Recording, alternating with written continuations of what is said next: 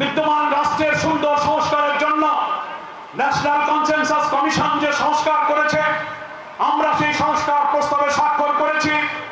আমরা বলেছি জাতীয় নির্বাচনের আগে এই সংস্কার প্রস্তাবগুলো গণভোটে দিতে হবে এবং সেটা জাতীয় নির্বাচনের আগে নভেম্বরেই গণভোট দিতে হবে। প্রধান উপদেষ্টা অর্থাৎ তিনি সরকার প্রধান, তার পক্ষ থেকে জুলাই সনদ বাস্তবায়ন আদেশ জারি করতে হবে। তারপরে একটা পার্লামেন্ট হবে, ফেব্রুয়ারির এই নির্বাচন ইনশাআল্লাহ আমরা নেব।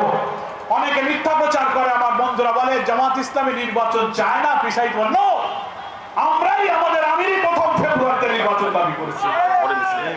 সেই কারণে আমরা ফেব্রুয়ারিতে নির্বাচন চাই, প্রোভাইডেড জুলাই সদন বাস্তবায়ন আদেশ জারি করুন, নভেম্বরে গণভোট দিন এবং আগামী সংসদে এটা আইনি ভিত্তি যখন পেয়ে যাবে, সব সংস্কার তখন কাজে লাগবে, তখনই আমাদের নতুন বাংলাদেশের স্বপ্ন পূরণ হবে। কি বলেন?